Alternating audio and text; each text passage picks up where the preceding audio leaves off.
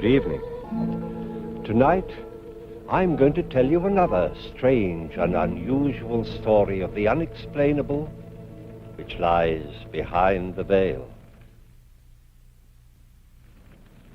Down through the ages, man has continually struggled to pierce the veil behind which lies the unbelievable.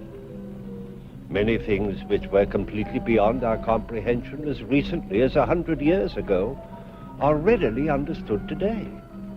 Maybe not then assume that happenings for which we have no explanation now will in time be understood by those who follow after us. Our story tonight is again based on an actual account from this dark world which lies beyond our knowledge. Edward Page, like almost everybody else in New York, was not concerned with anything more profound than the ever-present, oppressive summer heat.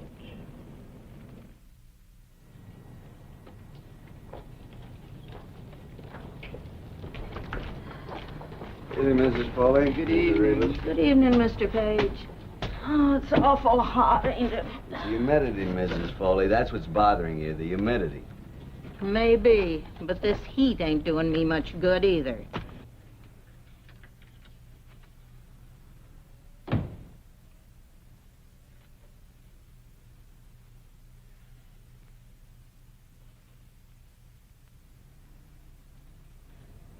Probably gone to put on soup for his supper again. Always hot soup. Oh, in weather like this, too.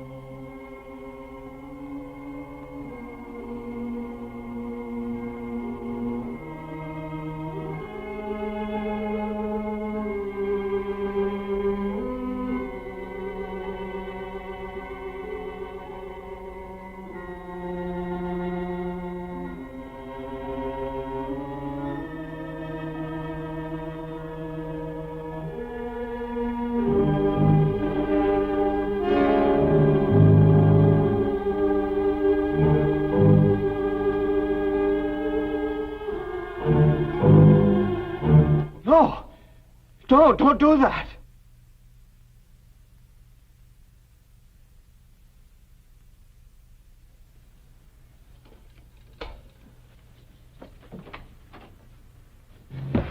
It's murder. I saw a man kill a woman. Where? Apartment across the way, third floor back on the corner. I gotta get the police. Murder. Police.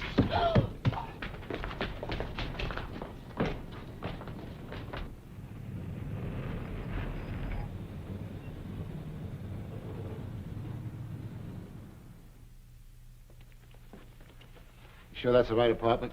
I'm positive, Lieutenant.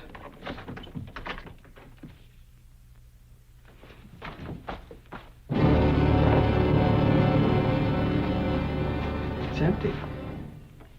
The woman, she isn't here. Maybe it's the wrong apartment, huh? No, it's the right one. There's my room right opposite this window. Look around you, Page. There's nobody, no sign of a crime. I don't care. It happened. I know I saw it, but I don't know what happened to the furniture. Please, Sergeant, I know I saw it. The woman was blonde. She was brushing her hair. It was very pretty. She fell right over there. The killer was hiding right there. He wore shiny black leather gloves, and he had this flashlight, and he came up behind her, and... I know what you're thinking. You don't want to believe me, but I'm not lying. I know I saw it. Sure, you saw it. But now we gotta figure out what happened. Let's go over to your room. There must be some mistake. There's no mistake. While you're doing all this, the killer's getting away. I can describe him for you exactly. With a description, you could catch him. You charge him with what? Murder and robbery. He robbed her purse and he took the jewelry out of the box. It was right there. Her purse was on the couch. Let's go back to your place, huh? We'll leave the lights on in here so we're sure we get the right apartment.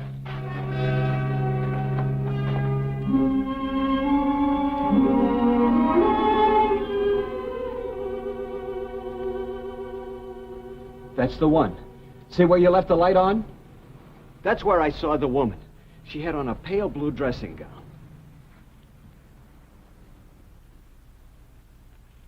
Please, Lieutenant Davis, say you believe me. Say that I really saw what I saw. Mr. Page, it's been a hot day. Now, you were tired, what, was just coming home from work and all? You heard what the janitor at the apartment house said. No blonde. And nobody in that apartment for the past month. It's for rent. I saw it. You didn't eat your dinner. Lots of times I get lightheaded when I'm real hungry. Now, why don't you be a good fellow and sit down and finish your dinner and you'll forget all about it. You'll feel better. We better get back. What about a report? Do we make one up? Yeah, I suppose we'll have to. Just say that it's been a hot day. Blame it on the heat.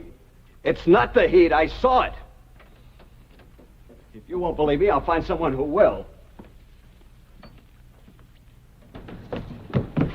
Calm down, Mr. Page. What's going on here? What are you doing to Mr. Page? Tell him, Mrs. Foley. Tell him that I saw the murder, that I really saw it. But I didn't see it. Let me go. I got to tell someone about the murder. Find someone who'll believe me. You better come along with us, Mr. Page. We'll talk it over.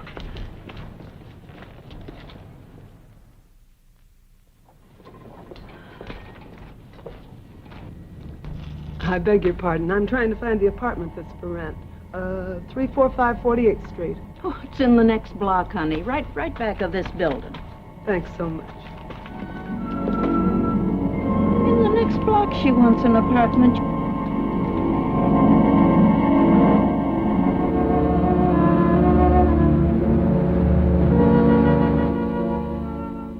Now tell me the whole story, right from the beginning, everything that you can remember. I'll record it. All right, sir. I came... Not so close to the microphone. Just as though you were talking to me. Yes, sir. Well, I came home with my groceries. Soup.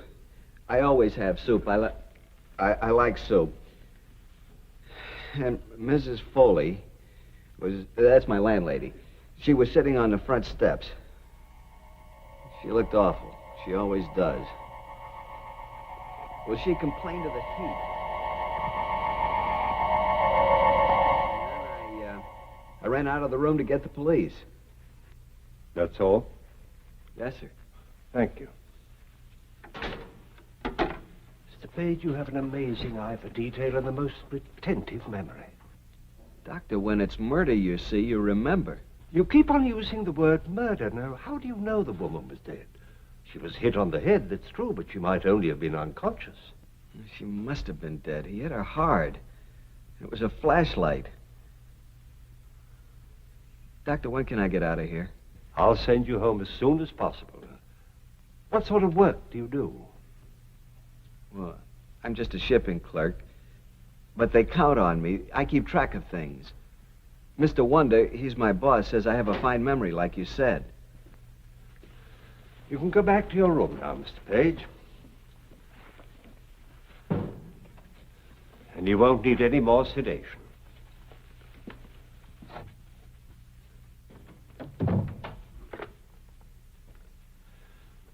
Send Lieutenant Davis and Sergeant Fenton in.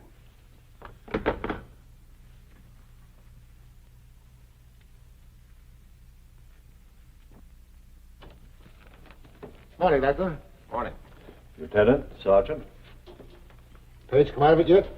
I'm afraid Page isn't going to come out of it, as you call it. Well, that's too bad. He's a nice little guy. Nothing for him to come out of. He's as sane as you and I. Wait a minute, Doc. Suppose you speak for yourself. There's no form of dementia that I've ever seen or studied. I'm convinced that Page saw something real. I've been around a long time, Doc. Some guys sit around looking in other people's windows. Well, they see quite a bit. But most of it isn't murder. Page didn't seem like that kind of man. He was worried and scared by what he saw. I don't think he's that kind of man either. Page is an oddball.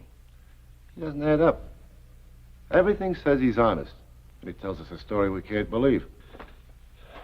We'll keep him here a little longer. I'll run some tests on him. I've never seen a case like this before. That's your worry, Doctor. Ours is over. We go on the facts, and there aren't any in this case.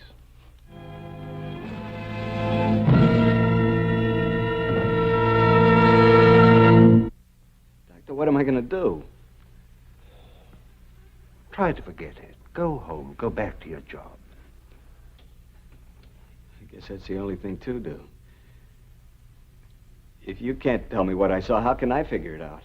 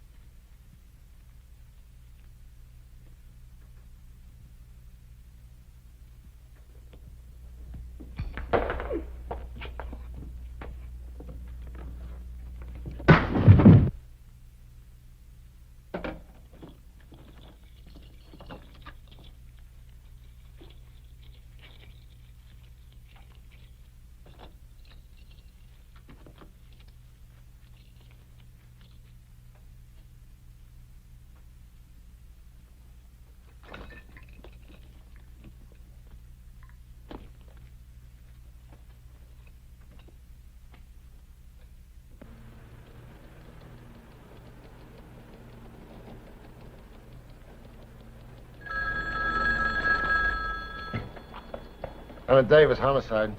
Go ahead. And what's the address? Would you mind repeating that address, please? What's the apartment number? Hey, we're on our way. What's the matter, Lieutenant? That murder Page told us about just happened. Dr. Mason, please. Blue dressing gown. She was brushing her hair. It's real pretty, too. Fell right there. Well, Dr. Mason, this is Sergeant Fenton. Lieutenant Davis would like to know when Page was released. Oh, I see. He was released over 3 hours ago. I want him picked up fast. 2 African masks over the fireplace.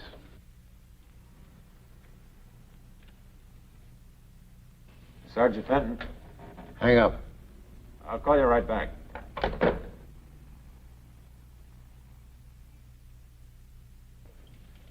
He just came in and turned on the light.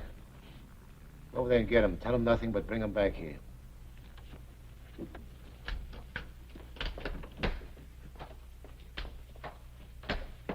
Lieutenant? Hey, Doc. Hot night. Miserable weather. Good-looking woman.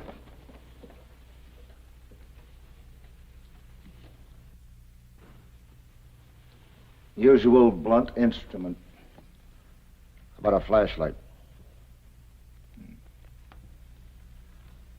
Ever hear of a murderer describing his crime to the police before he commits it? Sure thing. Makes a killer a big man. Dare you to catch me kind of thing. I wish this were that simple. The only trouble is he described the furniture in here ahead of time. There was no way he could have seen it. Sound like you need some salt tablets. This heat's murder. Yeah, there's nothing I can do. I'll send the boys up.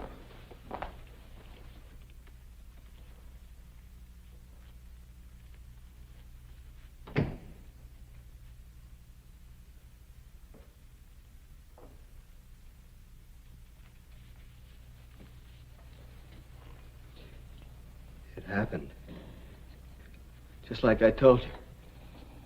That's right, Page. Just like you told us. Everything's the way I saw it.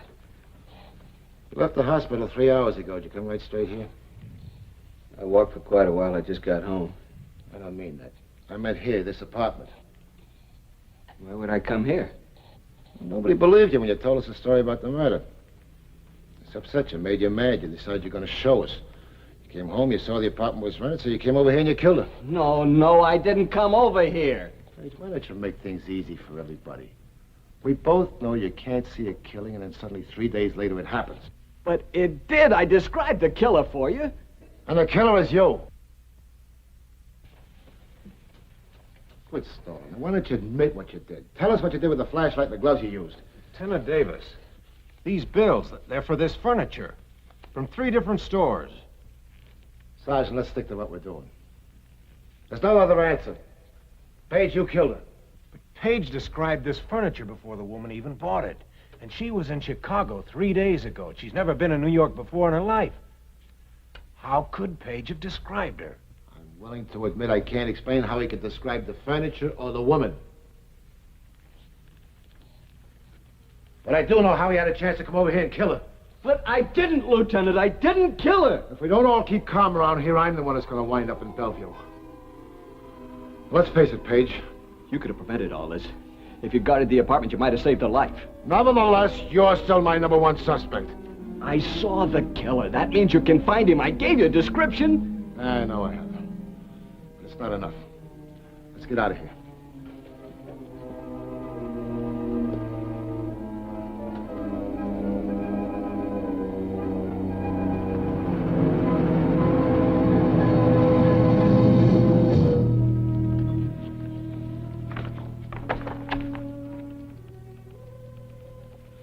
Nothing, Sergeant. Nothing so far.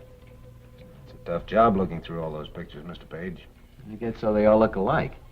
Stay with it.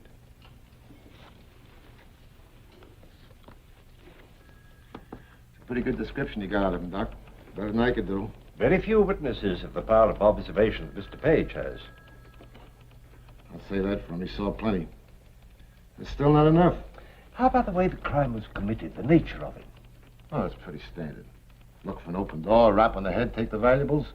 A dime a dozen. It's the smart ones we nail. The ones that figure out their own clever way to commit a crime. Well, if that's all the help you can give us, I guess it'll have to do. Let's see how they're doing in there.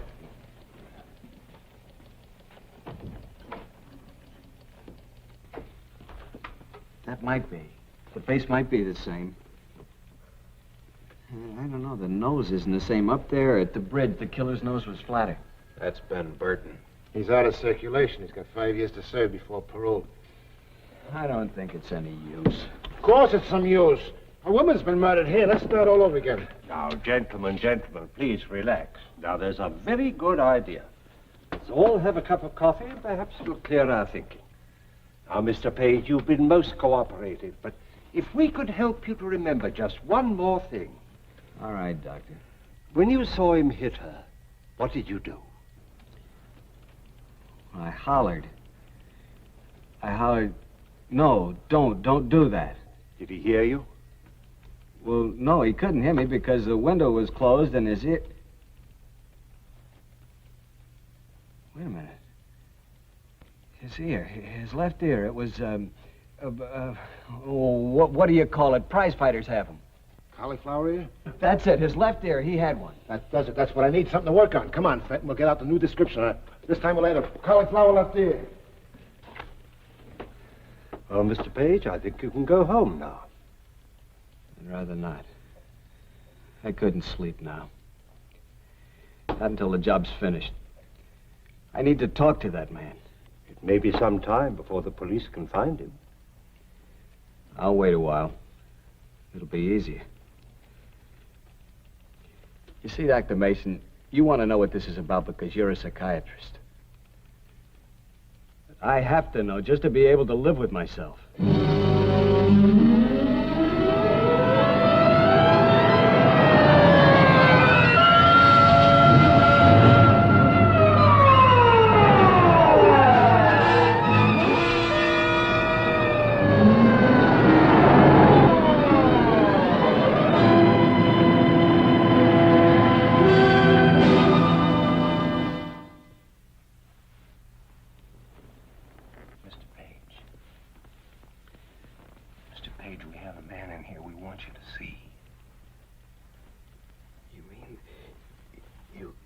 Actually found a man who... He matches your description exactly. Everything is the same. Can we see him? As soon as Lieutenant Davis sends for us, he wants to question him first. We're holding you as a surprise to force him into confessing. You see, actually, we have nothing on him except your testimony. We have to prove that he killed that woman. Yes, of course. When we go in, don't say anything about it. Not seeing it before it happened? Don't worry. Like I said, cop, I don't know what you're talking about. Either book me or turn me loose. You won't hang it on me with a witness. You need more than that, and you know it. You'll need the stuff that was stolen and maybe even the weapon the guy used. Yeah, you're right. I need all of that. And you're going to tell me where it is. Okay, so stop talking and show me. Bring on your witness. Let's see what you've got.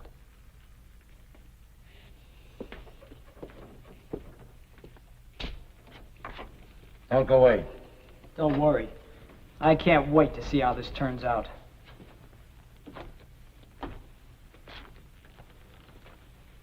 That's him. That's the man. That's him. That's the man. Sit down, Kerwin. See? See the ear? Tell him. Tell him, Page. Tell him what he did. He knows. But he doesn't believe I saw him, is that it? That's it, Dad. I think you're a liar, looking for a big charge or something. You wore shiny black leather gloves, dark gray pants, and a dark blue shirt. No hat. You hid behind the chair when the woman came into the room. She was blonde and very pretty. She wore a blue dressing gown, light blue. You had a flashlight in your hand. You hit her and she fell. The hairbrush fell, too. You turned and took the jewelry out of the jewelry box, stuffed it in your pocket, went over to the couch, emptied her purse, and you left. It's a frame-up. Nobody see me do anything. You're trying to scare me. This guy's a fake. You brought him in just to work on me. The arm. When he put his left arm around her neck, she bit him. That's why he rubbed his arm. Maybe the bite mark's still there. Roll up the sleeve, Ed.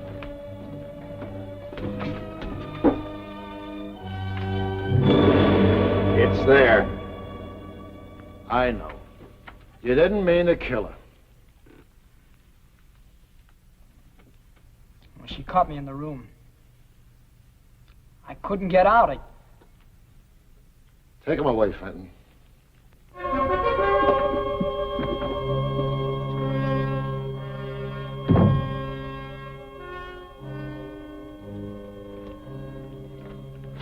Try to forget it, huh, Page? Go back to work and stop thinking about it. Are you going to stop thinking about it, Lieutenant? No, I guess not.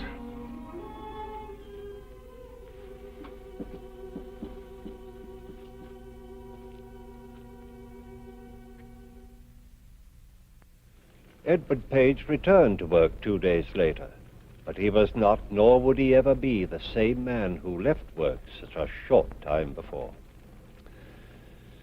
Page's experience was an example of what is defined as precognition, the ability to foresee the future.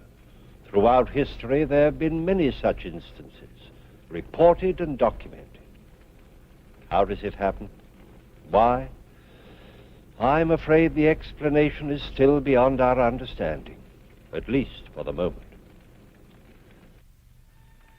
Please join me again for another journey.